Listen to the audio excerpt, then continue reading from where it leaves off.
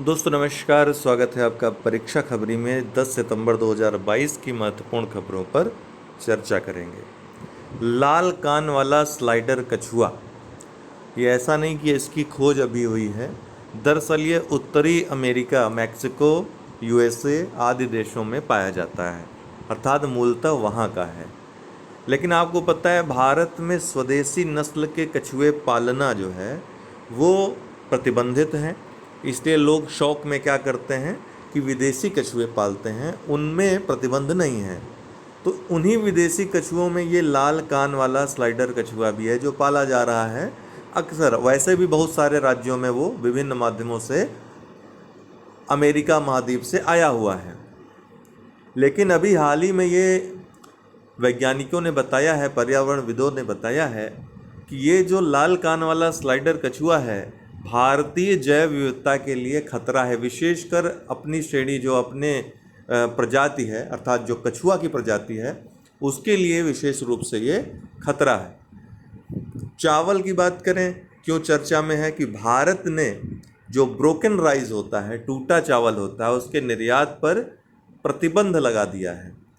ये प्रतिबंध क्यों लगाया है? आपको पता है कि भारत विश्व का चावल का सबसे बड़ा निर्यातक देश है। तो अभी प्रतिबंध क्यों लगाया है? कारण इसका है कि जो चालू खरीफ मौसम है, इसमें धान के रकबे में, धान का जो क्षेत्रफल है उसमें 6% से अधिक की कमी आई है। नोट करने वाली बात है कि इससे पहले मई में गेहूं पर भी, इस तरह का गेहूं के निर्यात पर भी भारत सरकार प्रतिबंध लगा चुकी है।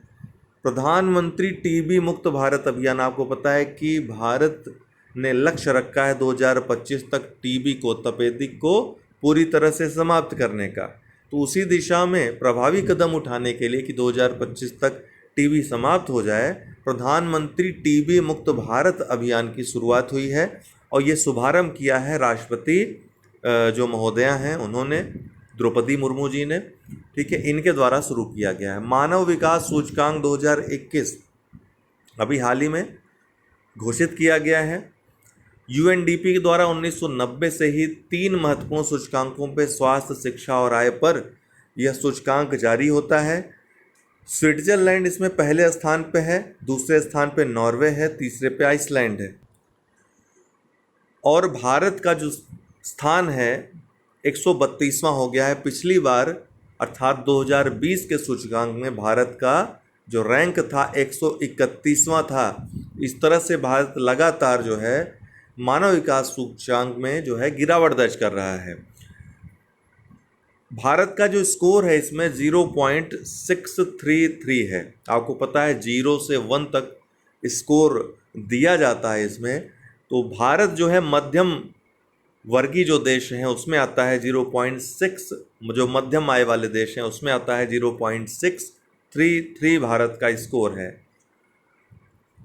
तो 2020 में कितना था? 131वां स्थान था। इस बार भारत का जो है 132वां स्थान है। कुल कितने देशों में यह रैंकिंग की गई है? तो 191 जो सदस्य राष्ट्र हैं उसमें रैंकिंग की गई है।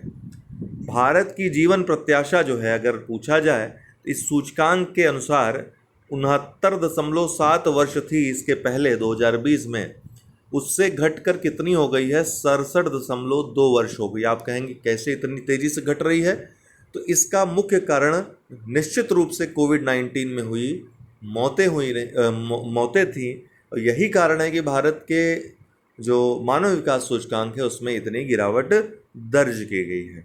ओके, वैश्विक अगर हम देखें जीवन प्रत्याशा, तो वो भी इस सूचकांक में बताई जाती है। तो 72.8 वर्ष से घट करके ये जो जीवन प्रत्याशा वैश्विक है 71.4 वर्ष हो गई है। श्रीलंका की जो रैंकिंग है, चीन की जो रैंकिंग है, बांग्लादेश की रैंकिंग है और भूटान की रैंकिंग, ये 4 ऐसे पड़ोसी देश हैं जो भारत से रैंकिंग में ऊपर हैं, जिसमें श्रीलंका सबसे ऊपर 73वें पे, चीन 79 पे, बांग्लादेश 129वें पे, भूटान 127वें पे। इसके अलावा पाकिस्तान, म्यांमार, नेपाल, ये सभी भारत से नीचे हैं रैंकिंग में। वोल्कर तुर्क ऑस्ट्रिया के ये निवासी हैं। संयुक्त राष्ट्र मानवाधिकार उच्चायुक्त हाल ही में इनको नियुक्त किया गया है। क्या नाम है? वोल्कर तुर्क। पूछ लेता है कि अभी हाल ही में नियुक्त हुए संयुक्त राष्ट्र मानवाधिकार उच्चायुक्त वोल्कर तुर्क किस देश के निवासी हैं? तो ये ऑस्ट्रिया के हैं, याद रखिएगा। पश्चिम बंगाल को इंटरनेशनल ट्रैवल अवार्ड 2023 से सम्मानित किया गया है पटवा के द्वारा। पटवा मतलब Pacific area travel writers association. ये UNWTO यूनाइटेड नेशन वर्ल्ड जो टूरिज्म ऑर्गेनाइजेशन है, इसका एक सहयोगी संगठन है। 1988 में इस संगठन की पटवा की स्थापना हुई थी। इसने इंटरनेशनल ट्रैवल अवार्ड 2023 से पश्चिम बंगाल सरकार को सम्मानित किया है।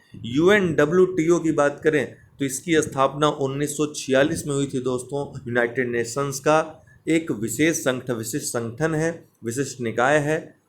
दूसरी बात है कि इसका जो मुख्यालय है, पूछ सकता है, तो मैड्रिड में है, स्पेन की राजधानी में। ठीक है, इतनी चीज़ें आप याद रखिएगा।